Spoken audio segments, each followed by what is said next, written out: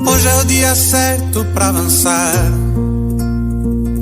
para colocar os pontos nos is.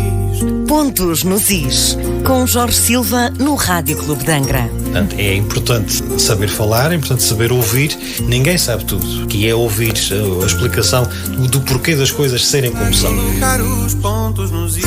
Pusemos uma vez mais os pontos nos is No Rádio Clube de Angra.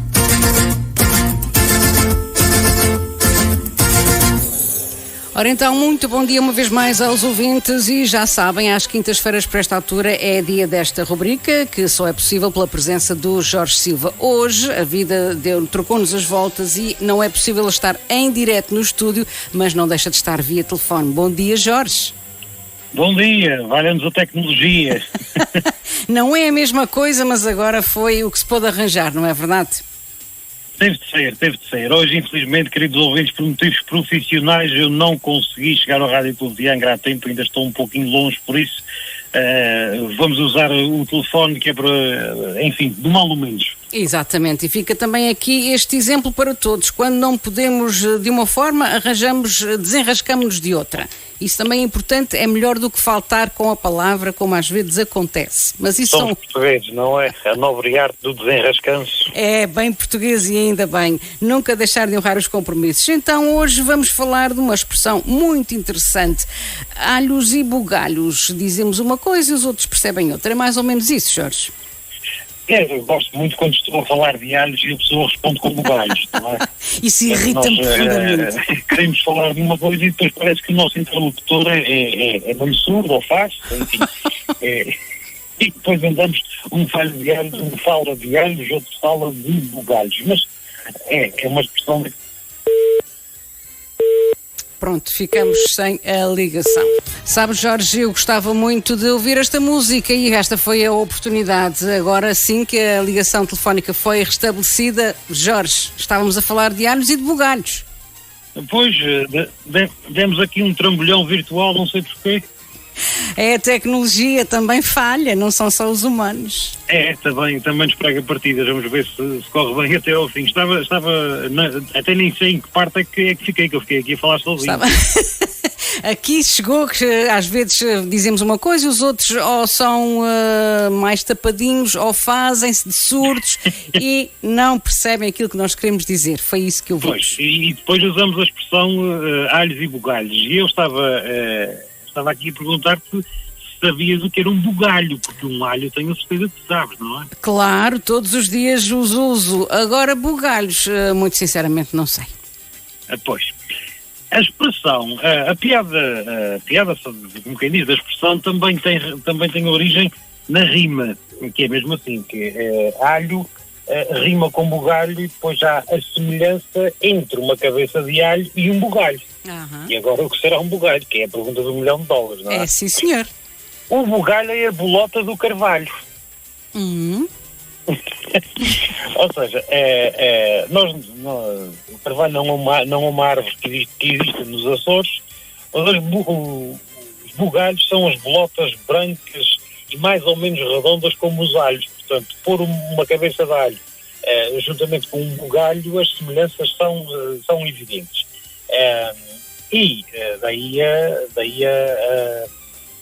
Daí a semelhança. E é a mesma razão que leva, por exemplo, e é outra coisa que se calhar as pessoas nunca pensaram, é porque é que se diz que uma pessoa tem os olhos esbugalhados. É verdade. Também está relacionado? Dizer que, fulano ficou com os olhos esbugalhados. E toda a gente sabe que esta expressão significa ficar com os olhos muito abertos, não é? A olhar para algum lado. Uhum. Ora, diz-se isto porquê? Porque o bugalho é branquinho como a parte do olho. Uhum. Portanto, quanto mais se abre os olhos, mais se vê o branco dos olhos. Portanto, dizer que se tem os olhos esbugalhados é fazer também referência aos bugalhos, ou seja, às bolotas, ao interior das bolotas do carvalho. Também há quem conheça os bugalhos como nós de gralha. Também se chamam nós de gralha. Uma saliência que se forma em algumas espécies de árvores. Os carvalhos, os sobreiros, as azinheiras. E esses bugalhos, o curioso é que eles se formam a partir do depósito de ovos de vespa. Imagina tu. existem ovos de vespa que a vespa desenvolve-se e alimenta-se no interior precisamente desse bugalho, onde vai passar as suas fases, larva, ninfa, adulto e por aí fora. Ora, neste caso, esbugalhar significa catar, retirar os bugalhos das árvores. Portanto, esbugalhar, tirar os bugalhos das árvores, quando se trata destes ovos das vespas. Ou seja, uma palavra tão simples, o bugalho, de uma expressão que toda a gente conhece e afinal tem uma explicação tão complicada, se calhar. Vamos aos carvalhos, vamos encontrar até vespas dentro dos bugalhos e assim se explica porque é que nós temos os olhos esbugalhados. Quando os abrimos muito, eles ficam muito brancos, parecidos com os bugalhos dos carvalhos. Muito bem, então alhos e bugalhos são diferentes apesar da parecença à primeira vista, mas não têm nada a ver um com o outro, por isso que se usa a expressão. Exatamente, se pusermos uma cabeça de alho e um bugalho ao lado um do outro, vamos achar parecidos, mas o principal da expressão, alhos e bugalhos, além da parecença visual, é também a parecença fonética, porque acabam por rimar. Agora, chegamos àquela parte que eu estou muito curiosa, porque de facto até tenho algumas reticências a usar esta expressão por não saber precisamente de onde é que ela vem, a origem dela, e até tenho medo de dizer a palavra cair, porque já nos caiu a ligação, espero que não caia agora, mas a expressão que escolheste para hoje é cair a ficha. Ah, agora que me caiu a ficha. De onde é que isto vem, Jorge? Vem do Brasil. Pois, bem me parecia. Cair a ficha, cair a ficha, principalmente no Brasil. E a expressão cair a ficha é originada pelos telefones públicos. Pois, tem tudo a ver com a nossa ligação de hoje.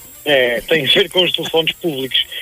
Agora os telefones públicos, aliás, caíram em desuso. Hoje em dia, praticamente toda a gente tem um telemóvel, até os telefones fixos são cada vez menos utilizados e os telefones públicos, basicamente, são alvos de vandalismo. Portanto, sim, mas ainda existem alguns, até para espanto. Ainda existem.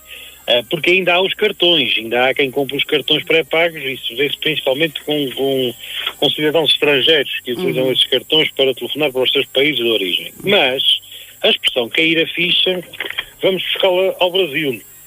É que desde 1930 os telefones públicos funcionam como moedas. E com a inflação a moeda desvalorizou muito no Brasil, principalmente no Brasil. E a partir dos anos 70 o governo no Brasil determinou que os telefones seriam pagos através de fichas. Portanto, em vez de pôr uma moeda no telefone, punha-se uma ficha. E essa ficha que era comprada tinha o valor pré-estabelecido. Ora, e os telefones públicos no Brasil já agora têm um nome curioso, que é o orelhão. É verdade. Não sei se conheces esta orelhão. Conheço, sim senhor. Quem vê telenovelas também conhece. Exatamente, quem vê telenovelas do Brasil fala no orelhão, né? É isso. E tem o orelhão porquê? Porque aquela espécie de cobertura que está por cima do telefone faz lembrar uma orelha. Uma orelha gigante, então chamam-lhe o orelhão. E então, esta ficha que se passou a usar para acionar o telefone público, a ficha só caía quando a outra pessoa atendia. Ou seja, quando cai a ficha é quando a outra pessoa percebe, quando a outra pessoa atende. Ou melhor, quando a pessoa atende. E por extensão, por analogia, passamos a usar a expressão caiu a ficha quando alguém do outro lado, ou seja, a pessoa com quem nós estamos a falar, quando a pessoa se apercebe de facto daquilo que estamos a dizer, ou até mesmo quando estamos sozinhos e nos cai a ficha, não é? Nós percebemos, opa, afinal era tão simples. Verdade. E pronto, e esta expressão vem do Brasil. E estas fichas que desapareceram já há cerca de 30 anos, mas a expressão ficou. Portanto, cair a ficha é não só quando alguém atende, mas também quando a pessoa cai em si, quando a pessoa percebe de facto o que é que se passa, o que é que aconteceu, ou o que é que está para acontecer. Depois, já também um ouvinte de seu nome, José Mendes, que tem aqui uma dúvida que tem a ver com a palavra tarimba. Vai esclarecê-la, Jorge? Bom, sim, senhora. O senhor José Mendes fez-nos essa pergunta através do Facebook, que é uma coisa que eu gostava que mais gente fizesse, que usasse o Facebook do Rádio Clube para dar sugestões. E o senhor José Mendes disse-me que tinha curiosidade de saber de onde é que vinha esta palavra tarimba, e uma pessoa ter tarimba, estar tarimbada. O que me faz pensar que o senhor José não foi à tropa. Pronto, se tivesse ido já sabia a explicação então. O que me faz pensar que o senhor José não foi à tropa, porque tarimba é um estrado de o estrado de madeira, vá. É o estrado de madeira onde dormem os soldados nos quartéis e nos postos de guarda. Muitas vezes tem um colchãozinho, uma coisa que é só para dizer que não se dorme em cima da madeira. É uma coisa fininha, portanto a tarimba, que é de madeira, que é dura. Ora, ter tarimba é utilizado com o significado de ter experiência. Um profissional tarimbado significa que é um profissional com experiência na sua área, que está habituado, portanto, alguém experiente. Ora, ter tarimba também é designado no sentido militar, que é de fazer a vida de soldado. Ora, no sentido honroso da palavra, é um profissional da tropa, neste caso, da tropa do ramo militar, vamos dizer assim, tropa, exército, força aérea, marinha. Portanto, quem se deita na tarimba, quem tem a experiência, já tem muita experiência da vida militar, e isto, passando para a vida civil, faz com que se use a expressão com o significado de também ser alguém experiente na sua profissão. Por outro lado, quer dizer que pode querer dizer também no sentido negativo. Mas isto no sentido negativo quando eu pessoalmente nunca tinha ouvido dizer tarimba no sentido negativo, que é precisamente quem dorme nas tarimbas são os soldados de grau mais baixo, de patente inferior, dizer assim. Portanto, para a tarimba só vai quem não é oficial, dizendo assim em termos de linguagem militar. Mas aquilo que é mais habitual ouvir-se, e era essa também a expressão e o significado que eu conhecia e conheço, é ter tarimba no sentido positivo, no sentido de ter experiência. Ou seja, um profissional tarimbado é aquele que sabe o que está a fazer, que está habituado, que já tem muita experiência na sua área. Portanto, Sr. José Mendes, o senhor também acredito que tenha tarimba nas suas funções. Talvez nunca tenha dormido numa tarimba na tropa. Muito bem, Jorge. Por hoje ficamos por aqui. Muito obrigada por estes esclarecimentos. Saímos todos mais conhecedores da nossa língua. Então, até de hoje a 8 dias e esperando que ficamos mais tarimbados no português.